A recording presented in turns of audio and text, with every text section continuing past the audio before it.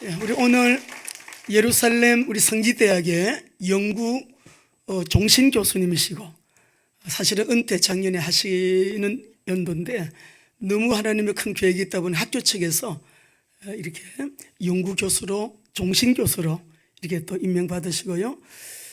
지금 부총장님으로 좀 수고를 하고 계시는데 얼마나 감사합니까? 우리 교회가 우리 또 정윤호 박사님 또 이유순 사모님을 섬기는 교회가 됐으니까 감사하시죠? 오늘 오셔서 이렇게 귀한 말씀을 주시겠습니다. 우리 말씀 제목을 같이 하십시다. 수건이 그치리라. 다 같이 한 번 더 수건이 그치리라. 아침에 서로 인사를 안 하셨나요? 인사를 안 해서 조금 기분이 좀 그러신가요? 서로 인사합시다. 사랑합니다. 축복합니다. 예, 사랑합니다. 축복합니다. 예, 우리 정연호 목사님 나오셔서 이 말씀으로 말씀 주실 때 또 오늘 이렇게 보내주신 하나님께 감사하시고 이번 주 화수는 우리 학교에 이틀 동안 강의를 풀 하셔야 됩니다. 예, 하나님 은혜 너무 감사합니다. 우리 나오실 때 하나님께 감사의 박수 드리겠습니다. 할렐루야.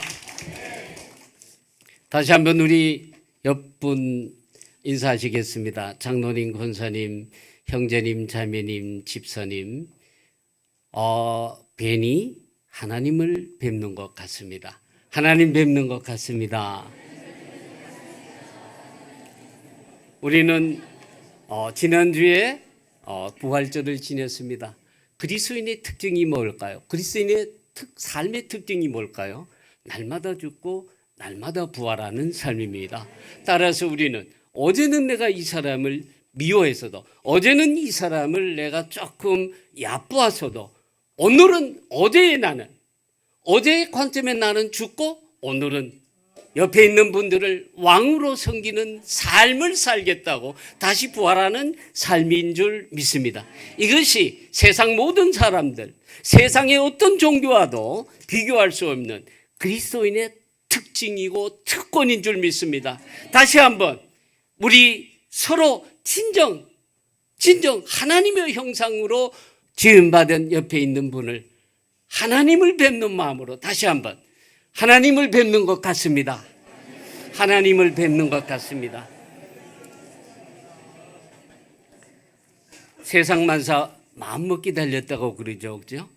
우리가 날마다 우리는 젊어져야 하는데 그 사람을 우리는 젊게 할 수는 없습니다. 물론 약간의 인위적인 기술을 통해서 성령을 한다든가 아니면은 어떤 새로운 어떤 이 과학 기술과 의술로 내 몸을 조금 변화시킬 수는 있을지 몰라도 어차피 우리는 시간에 따라서 가야 할, 주님께로 가야 할 인생이지만 그럼에도 불구하고 나이를 먹을수록 우리는 점점 젊어질 수 있는데 주님 말씀하시기를 겉사람은 후패하나 속사람은 날로 새롭다다. 이 속사람은 뭐냐? 마음이라는 것입니다. 우리가 어떤 자세로, 어떤 시각으로, 어떤 태도로 세상을 바라보고 어떤 시각으로 사건을 바라보고 어떤 눈으로 사람을 바라보느냐에 따라서 우리는 날마다 젊어질 수가 있는 것입니다. 중요한 것은 우리 마음입니다. 그래서 옛날 얘기를 가능하면 안 할수록 젊어진다는 표정입니다. 옛날에 내가 이랬는데, 내가 상무 시절에, 내가 전무 시절에, 내가 옛날에 교장할 때, 이게 다 내가 늙었다는 의미입니다. 여러분, 왜 자신이 늙었다고 그렇게 스스로를 규정합니까? 우리는 날마다 앞을 향하여 표대를 향하여 날마다 젊어져야 되는 인생인 줄 믿습니다. 이것이 우리가 그리스도인으로 부름받았다는 특징이 아니고 무엇입니까? 이게 바로 우리가 그리스도인 되었다는 만왕의 왕 그리스도께서 나를 구원하시기 위하여 십자가에 달려 돌아가시고 뿐만 아니라 부활하신 주님을 믿는 자들이 날마다 부활하는 그런 삶이 되는 줄 믿습니다. 오늘 말씀은 한 민족의 운명이 달린 말씀을 하고 있습니다. 인간의 운명은 마음먹기 달려 있습니다. 마음을 어떻게 먹느냐에 따라서 어떻게 사건이나 사물이나 어떤 이 자세로 사람을 바라보느냐에 따라서 그 인생이 결정되어지는 줄 믿습니다. 그 사람의 마음의 질과 그 마음의 그릇과 크기에 의해서 인생이 결정되어진다고 믿습니다. 나는 흙수저로 태어났어. 나는 금수저로 태어났어. 아무 소용이 없습니다. 우리는 어차피 던져진 존재이지만, 하나님에 있어서 던져진 존재이지만, 내가 어떤 자세로 어떤 마음으로 세상을 바라보고 내 주변의 환경을 해석하느냐에 따라서 인생은 완전히 달라진다는 것이 우리보다 앞선 사람들 혹은 지금 살아있는 사람들의 모든 모습들을 보면 그것이 증명되고 있습니다. 금수저로 태어났지만 쪽박치는 인생도 있고, 흙수저로 태어났지만은 빛나는 인생도 있는 것은 오직 그 사람의 마음 그릇에 달렸다는 사실을 우리는 알고 있습니다. 더구나 우리 크리스찬들이 야, 내 인생 왜 이래? 이렇게 말한다는 건 나를 사랑하셔서 나를 하나님의 자녀로 삼아 주시고 날마다 나를 새롭게 그리스도 안에서 새로운 피조물로 새롭게 빚어주시는 하나님 앞에서 이런 말씀을 드리는 건 정말 죄송한 얘기가 아니에요. 내게는 빛난 인생이 있다. 난 너무 나이가 많아서 쪼그라든 인생이야. 그런 인생은 하나님 안에서는 해당이 안 되는 인생이 되는 줄 믿습니다. 어떤 생각을 갖고 어떤 마음을 갖느냐에 따라서 인생이 달라진다고 하는 것입니다. 따라서 운명은 하나님에 의해서 결정되어지는 것이 아니라 우리에게 큰 마음과 큰 믿음을 주신 그 믿음과 마음을 가지고 어떻게 살아가느냐에 따라서 결정되어진다고 믿는 것입니다. 그 사람의 마음 그릇을 우리가 키우는 책임은 각자에게 달려 있는 줄 믿습니다. 그에 따라서 삶의 질과 행복과 그 모든 것이 결정되어진다 하는 것입니다.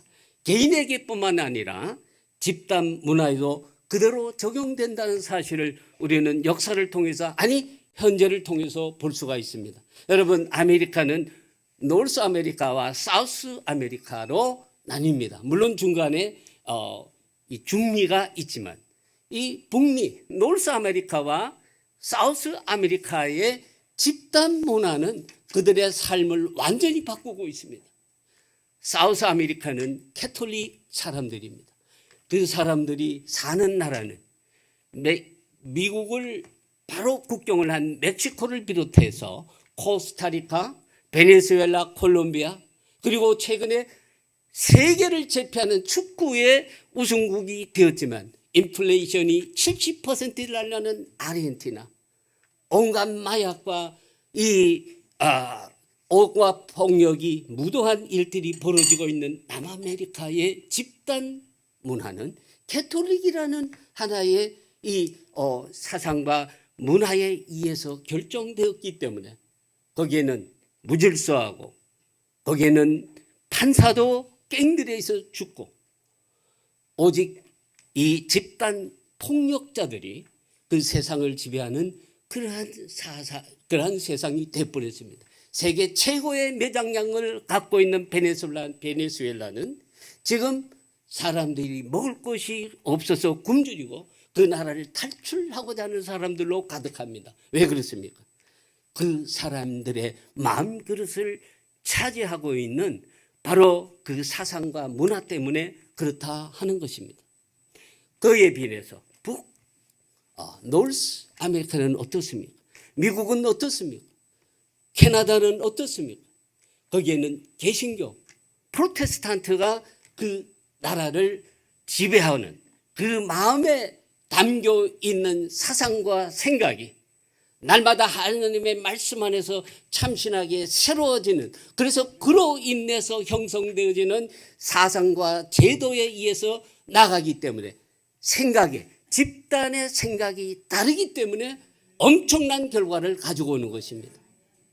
개인이든 집단이든 결국 마음입니다. 생각입니다. 오늘 말씀은 한 민족의 마음이 눈이 가려진 상태에 있는 불쌍한 한 민족에 대해서 얘기하고 있습니다. 분명히 하나님께서 보여주셨는데, 축복의 길을 보여주셨는데 보지 못한 상태에 있다. 그들의 눈이 가려졌다. 이렇게 말씀하고 있습니다. 그들의 마음이 가린 수고는 이 민족에게는 두 종류가 있습니다.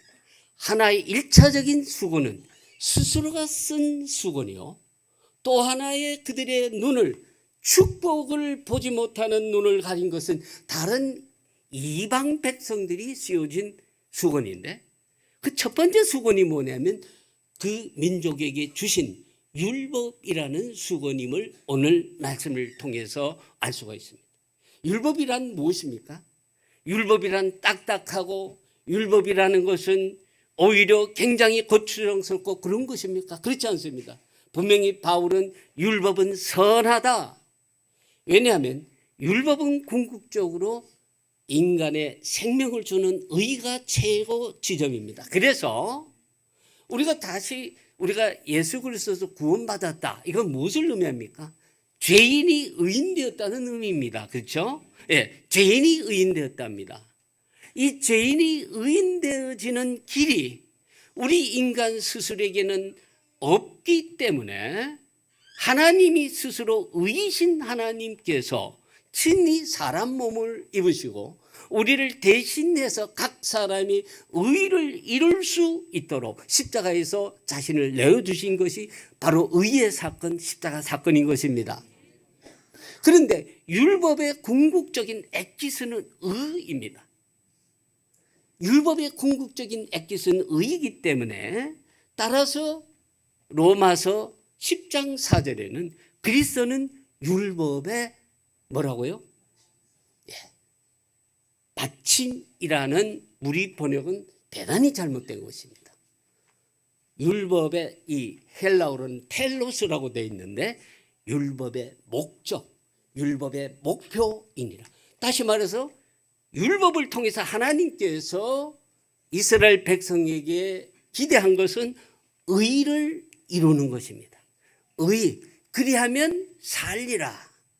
그래서 율법의 의가 곧 의, 하나님께서 사람들에게 구하는 것은 뭐냐면 의인데, 그러나 결국 인간의 한계 때문에 의를 이루지 못하여 하나님께서 친히 내려오신 사건이 바로 예수 그리스도 성육신 사건이고, 그 의의 궁극적인 실현이 십자가 사건인데, 여하튼 그래서 이 텔로스를 마침이라고 터미네이션보다는 목적 A입니다. 율법의 목적은 의인데, 따라서 그리스도께서 의시기 때문에 따라서 그리스도는 율법의 목적이니라. 이렇게 번역해야 정확한 번역이 됩니다.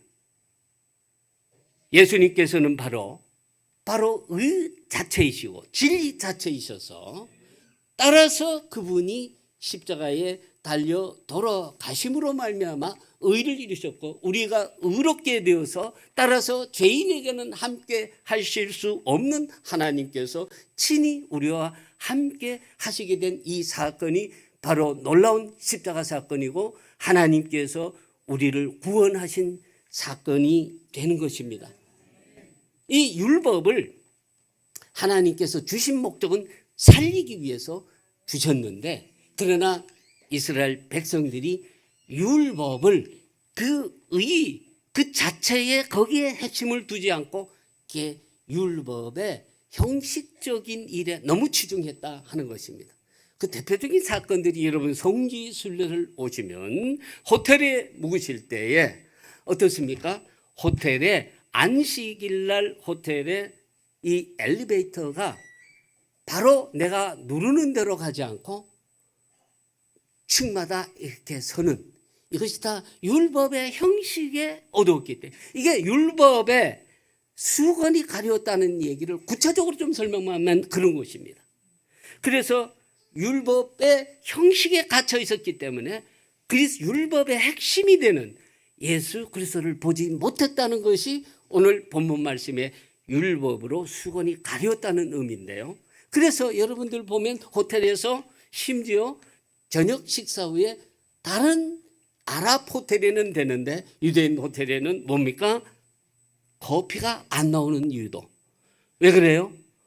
커피를 마실 때에 대부분 사람들이 우유를 타게 되는데 저녁 식사에는 고기가 나오잖아요.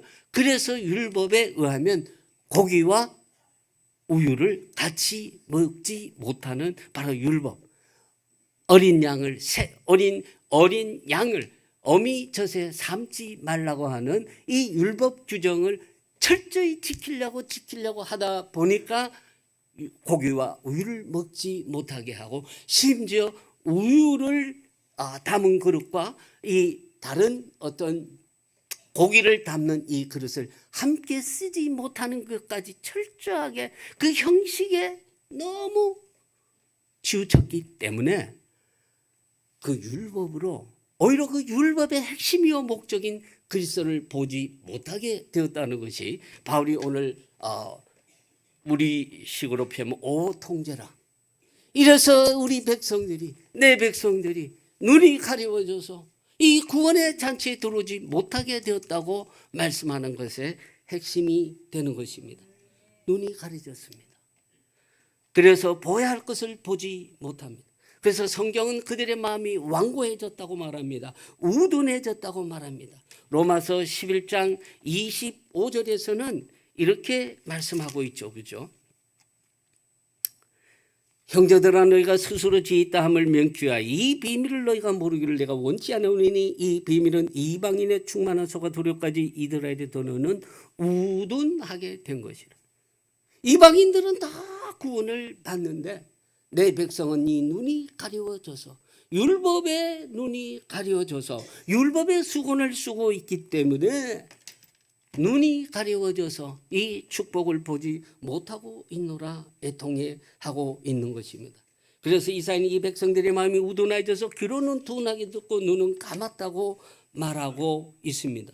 오늘 말씀 고린도 후서 3장 14절에서도 그들의 마음이 완고하여 오늘까지도 구약을 읽을 때 그 소견이 벗겨지지 아니하고 15절에서 오늘까지 모세의 글을 읽을 때 수건이 그 마음을 덮어도다.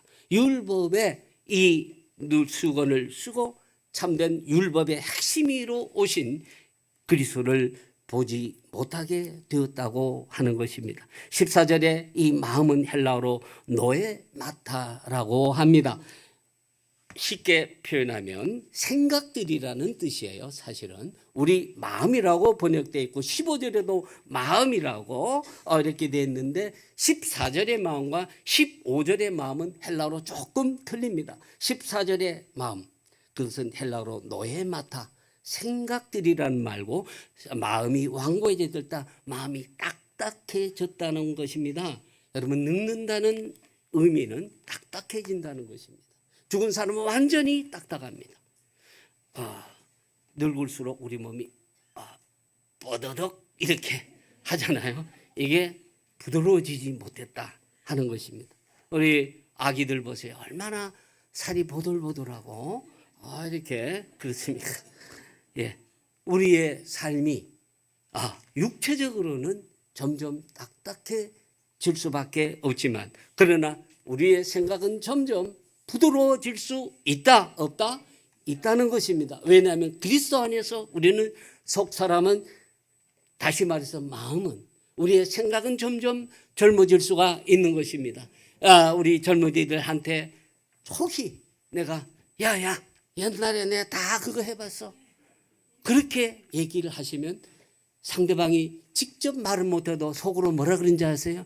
꼰대.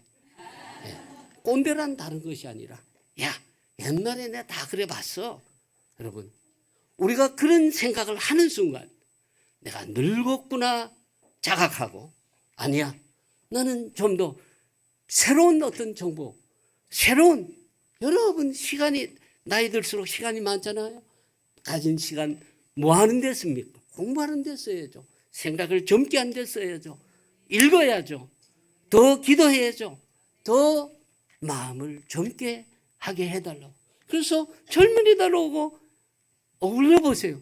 그 젊은이들의 생각을 들어주고 젊은이 생각과 점점 더 가까워지려고 애쓰고 책도 읽고 좋은 내용들을 배우기도 해서 그렇게 해서 가르치려고 하지 말고 한 자라도 내가 한 생각이라도 한 센텐스라도 내가 배운다는 자세로 서로 대화를 하면 누가 우리를 70, 80이라도 꼰대라고 하겠습니까?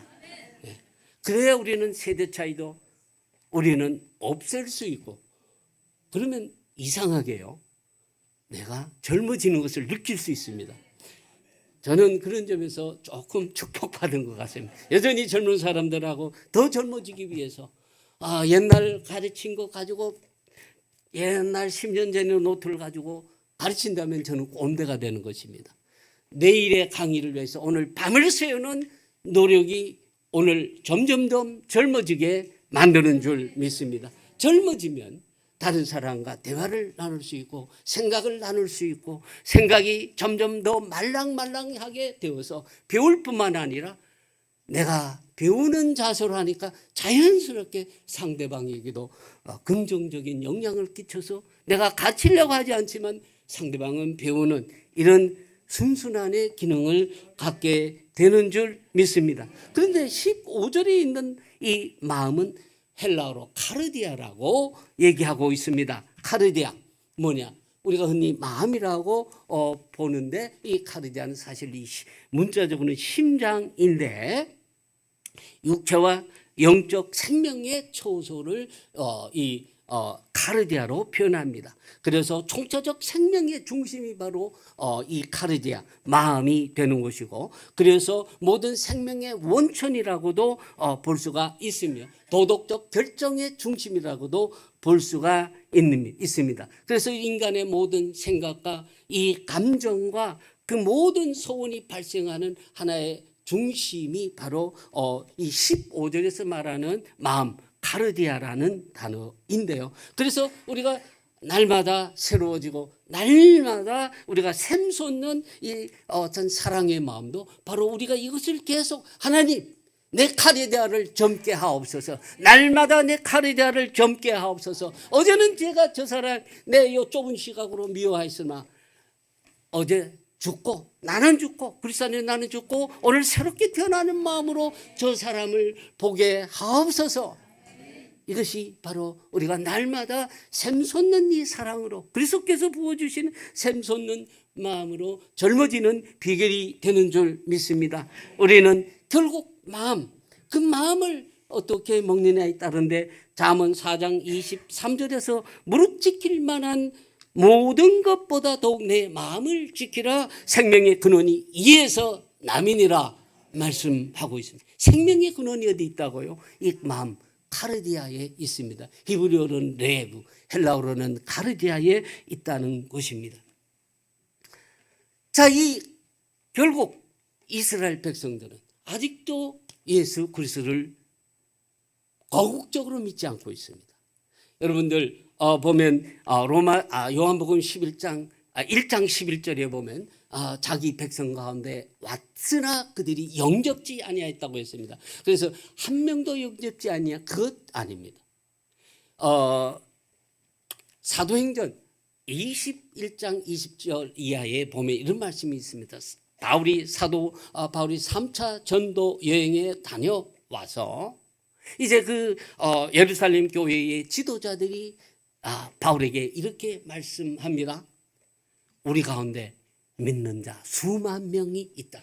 이렇게 말씀합니다. 그래서 사도행전 6장에서는 보면 허다한 제사장의 무리도 믿었다. 물론 이제 예수님을 거국적으로 사실 하나님께서 이스라엘 백성들에게 기대한 것은 거국적으로 예수님을 믿는 거였는데 그러나 거국적으로 믿지 아니했기 때문에 그 백성 가운데 그를 영접지 아니했다고 요한복음 1장 11절에서 말씀하지만 사도행전에 보면 이스라엘 백성들 중에서 믿는 사람들이 수만 명이었다 이렇게 말씀합니다. 그러나 대부분의 많은 유대인들이 여전히 율법의 이 수건으로 가려짐으로 그들의 마음을 덮고 있었기 때문에 보물 중에 보물인 그리스도를 보지 못했다 하는 것입니다. 율법의 수건이 가려져서 예수님께서 처음 오셨을 때 많은 유대인들, 대부분의 유대인들은 주님을 영접지 아니하였습니다. 그래서 지금 현재까지 유대인들은 몇 퍼센트 정도 예수님을 믿는지 아십니까? 유대인들은 이스라엘 땅 내에는 지금 약 이스라엘 시민권을 가진 한 890만이 있는데 그 중에 유대인은 약 한 50만 정도가 한 30만 정도가 유대인인데 그 중에서 예수님을 믿는 유대인은 조금 정확한 통계는 나와 있지만 3만 내지 3만 5천, 많이 보면 5만, 적게 보면 2만 5천, 그 정도 믿습니다. 그래서 비율적으로 보면 0.3% 정도가 예수 그리스도를 믿는 지극히 저조한 복음률을 보이고 있습니다. 성교학적으로 unreached people, 복음이 아직도 미치지 못한 종족을 2% 복음률을 가진 민족을 unreached people이라고 부릅니다. 더불어 MTC 여러분 다 아시죠? 바로 unreached people을 향해서 복음을 전하고 있습니다. 이 unreached people 중에 unreached people이 누군지 아십니까? 바로 복음이 태어난, 복음이 가장 먼저 주어졌던 바로 그 백성, 이스라엘 백성이 세계에서 가장 복음화율이 낮은 unreached people이 된 이유 중에 첫 번째 이유가 뭐냐? 그들의 마음의 눈을 율법이 가렸기 때문에 그랬습니다. 그 율법을 어떻게 구체적으로는 가렸느냐 하면 바로 복음이신 예수님이 이 땅에 왔을 때에 그들은 구약에서 메시아가 온다는 얘기를 정말 너무나 잘 알았지만 여러분들이 아시는 모든 말씀, 성탄절 날리는 모든 말씀 일일이 이 시간 말씀하지 않은 미가서 5장 2절에 베들레헴 에브라다야 너는 유다가 올 중에 작지 아니하다. 이스라엘을 다스릴 자가 내게서 나올 것이니 그는 태초에 상고이니라. 부터 해서 구장이라든가 구약에서 이미 처음 창세기 3장 5절에 있는 말씀부터 구약에는 메시아가 오는 말씀을 수도 없이 기록을 하고 있고 이스라엘 백성들은 다 알고 있음에도 불구하고 왜 못 봤을까요? 수건이 가렸는데 어떤 수건이었냐면 아까 우리가 율법의 수건이라고 그랬는데 자기들의 인위적인 생각에 해석에 이 눈으로 가려져 있었습니다. 그들은 메시아는 어떤 존재냐? 외세의 억압에서 신음하고 있는 우리 백성들을 그 외세의 억압에서 구해주는 다윗의 자손이 바로 메시아다 이렇게 생각을 하고 있었습니다. 그래서 그는 슈퍼파워를 가진 존재로서 그래서 모든 외세를 물리치고 우리들에게 다시 한번 다윗의 찬란한 그 왕국을 재건해 줄 분이 메시아다 이런 생각을 가지고 있었던 것입니다. 그래서 사실 예수님의 12 제자조차도 우리를 죄에서 구원해 주실 구세주가 아니라 어떤 구세주요? 이스라엘 나라를 회복시키실 메시아로 생각을 했다는 것입니다. 그 증거는 예수님께서 내가 이 땅에 온 이 베드로의 주는 그리스도의 살아계신 하나님의 아들입니다는 고백을 받은 후에 명백하게 내가 이 땅에 온 이유가 뭔지를 바이사라 빌립보에서 말씀하심에도 불구하고 그들의 마음은 뭐로 가려져 있었다고요? 그들이 메시아는 이런 것이다는 생각으로 그들의 마음이 완전히 가려져 있었기 때문에 소위 우리식으로 속이의 경일기인 것입니다. 예수님은 십자가를 지시고 예루살렘을 오시는데 제자들은 어떤 생각을 하십니까? 예수님이 이제 예루살렘에 올라가시면 로마의 모든 군대를 물리치고 유대인의 왕으로 등극하실 텐데 누가 좌정성 우정성 누가 국방부 장관 외무부 장관을 할 것인가? 그 문제로 노중에서 다툽니다. 그래서 세베대의 두 아들 그 엄마가 와서 소요오르치고로 치맛바람을 일으키는데 우리 아들 잘 봐주이소.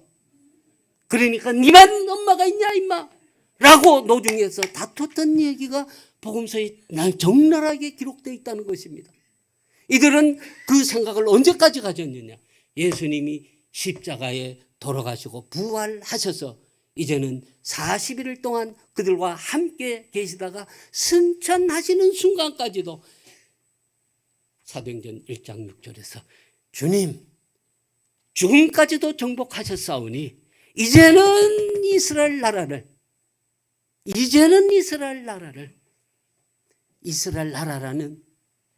이 말을 정확하게 헬라어로 보면 바실레이아 투 테우, 바실레아 투 이스라엘 왕국을, 다시 말해서 다윗 왕국을 다시 회복시킬 때는 지금이죠. 그런데 언제 이 생각을 깹니까? 열흘 뒤에 약속하신 하나님의 성령이 임했을 때 그 성령이 저들의 마음을 움직이자 우리의 메시아는 바로 이사야 53장에서 말씀하신 그 메시아구나, 우리를 죄에서 구원하실 그 메시아라는 걸 그때 깨달았다는 겁니다. 그 전에는 죽을까 봐 다 도망을 가고 바울은 저주하기까지 주님을 부인했는데 이 진리를 알게 되자 순교를 다 순교하면서 복음을 전했다는 사실을 알 수가 있습니다. 핵심은 뭡니까? 바로 하나님의 영, 성령에 의해서 그들이 예수님이 누구신지 알게 되었다는 것입니다. 바로 이 이스라엘 백성들은 바로 이 성령이 그들의 마음을 지배하지 못했기 때문에 예수님을 알지 못했다는 것입니다. 그런데 또 한 가지 이들의 마음에 눈을 가린 수건이 하나 있는데 바로 그것은 소위 대체주의 혹은 반유대주의라는 수건입니다. 기독교가 처음 시작되었을 때 이방 크리스찬들은 약 10년 동안 한 사람도 없었습니다. 모두 유대인이었습니다.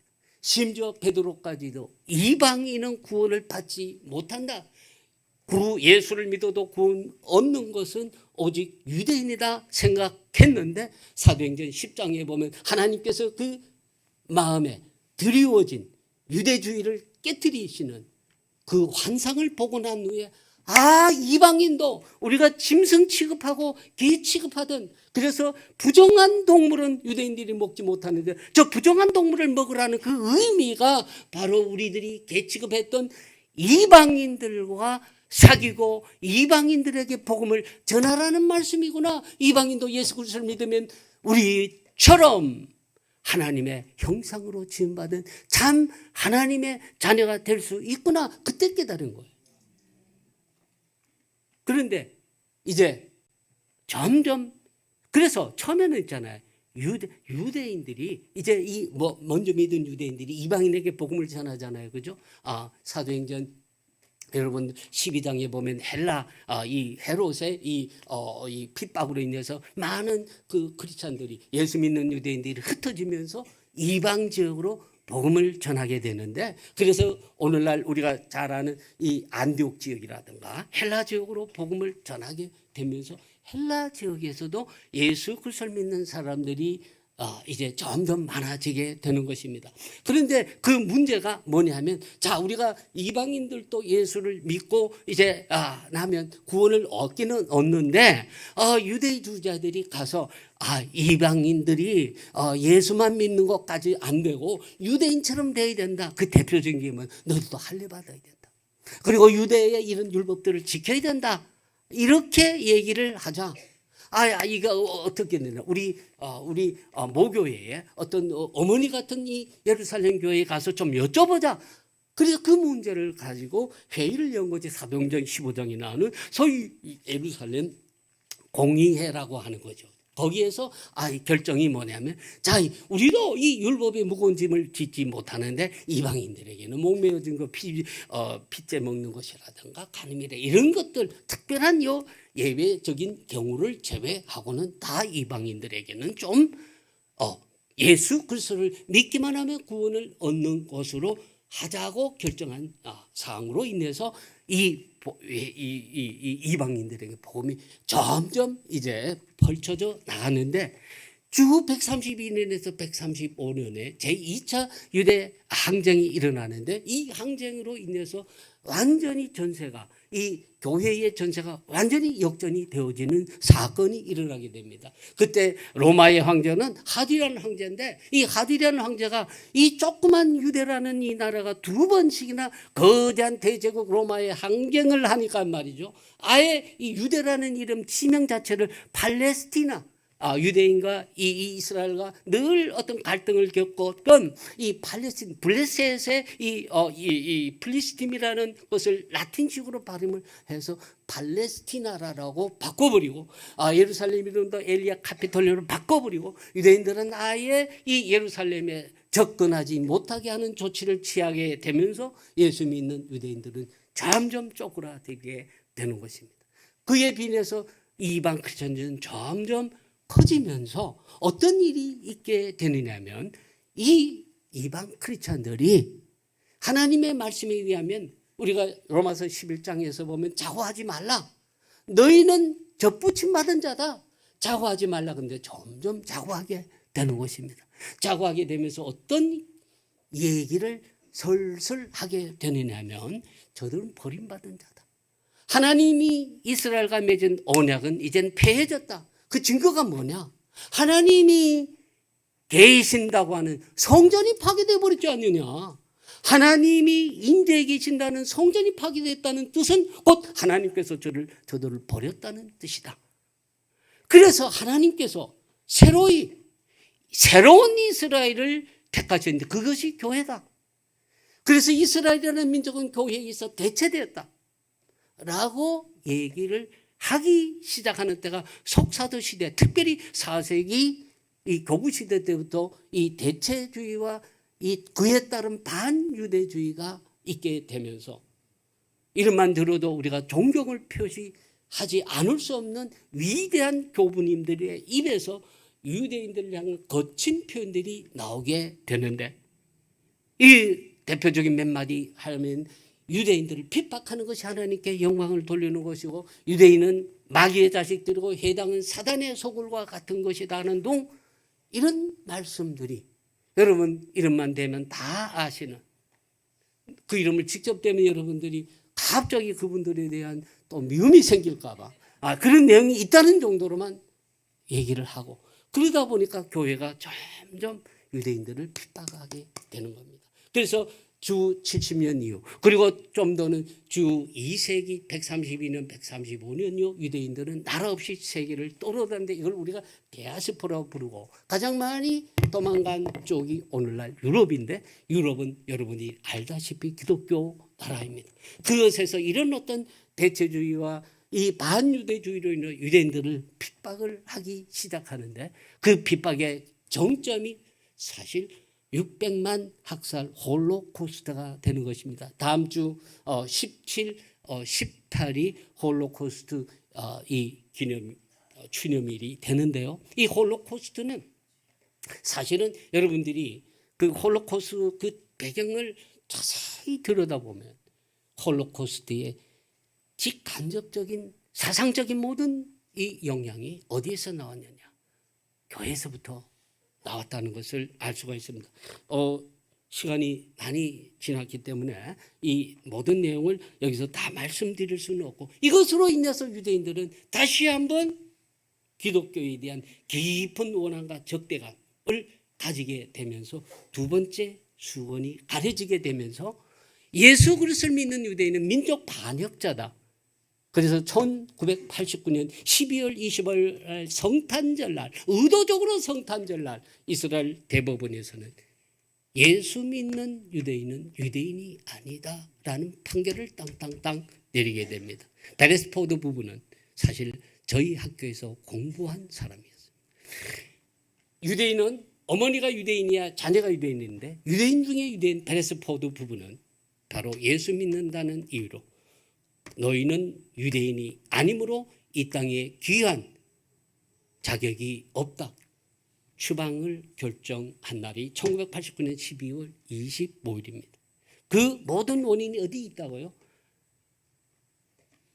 하나님께서는 바울을 통해서 저들을 시기나게 하라. 시기나게 한다는 것은 우리가 어떻게 때리면 시기나게 합니까?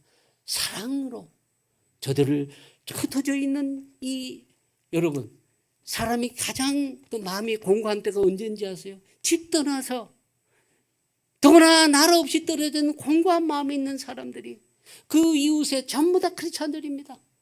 그래서 이 사랑으로 따뜻하게 그들을 품어줬다면 아마 저는 유대인들 100%다 예수를 믿었다고 저는 믿습니다.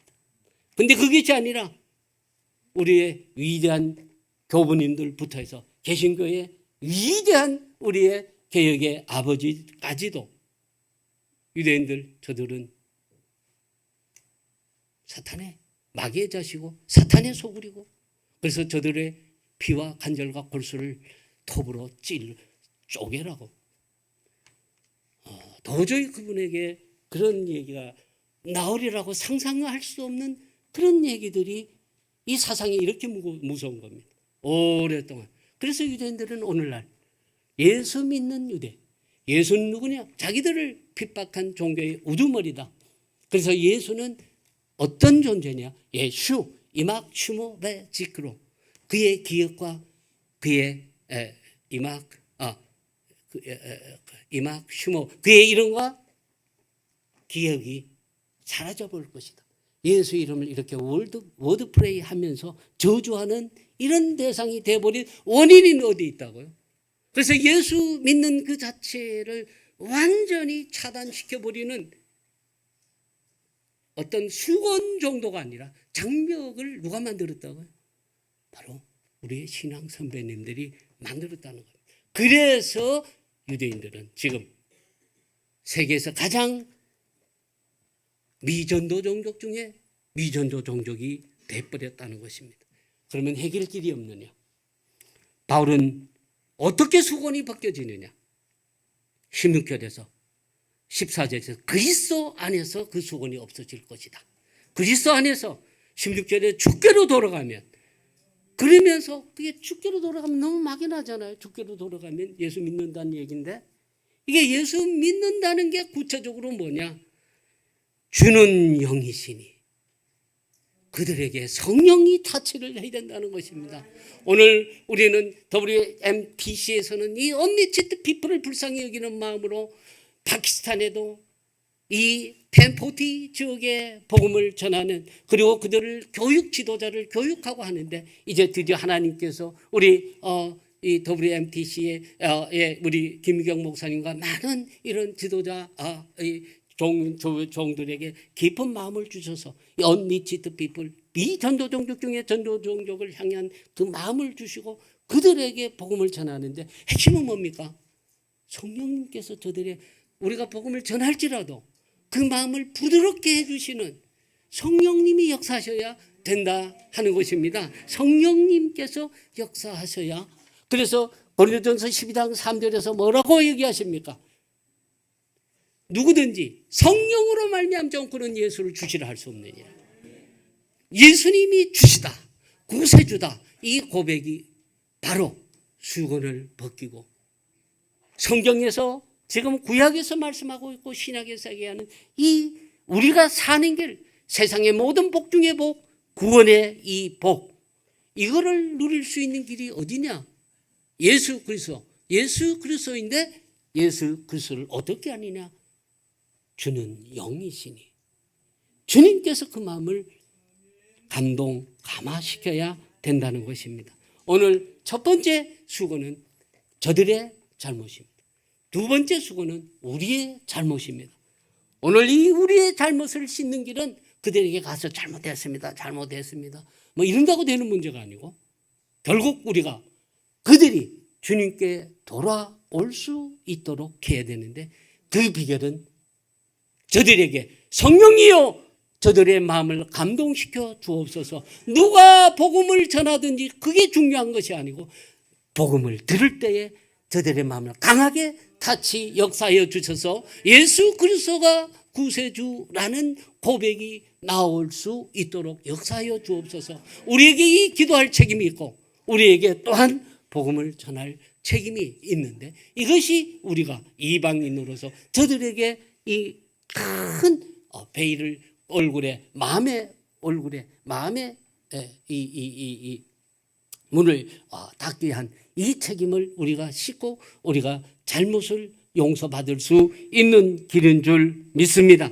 성령님께서는 하나님의 깊은 곳이라도 통달하시는 분이십니다. 저들의 마음을 오르만드시고 저들의 모든 생각을 주장하여 주셔서 하나님께서 반드시 저들을 돌리실 줄 믿습니다.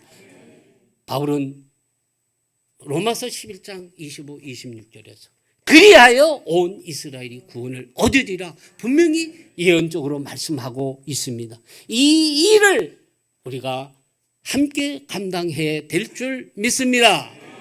하나님께서 우리들에게 각자 칭찬이 들을 일이 각자 있는데 그 중에 가장 큰 칭찬 중에 하나는 하나님께서 장자로 세우신 이 백성들이 아직도 이방인들은 많은 구원의 잔치에 들어와 있는데 아직도 구원의 잔치에 들어오지 못하고 있는 이 이유 중에 하나가 바로 이방 크리스찬들 때문이었는데 만일 우리 한국교회가 만일 비전교회가 만일 WMTC가 이 일에 크게 쓰임받는다면 우리가 하나님께 얼마나 큰 칭찬을 받을 것입니까? 여러분들이 이 일에 함께 동참하셔서 아침에도 점심에도 저녁에도 때마다 아니면은 나를 종해서 성령이여 저들의 심령을 강하게 타치하여 주옵소서.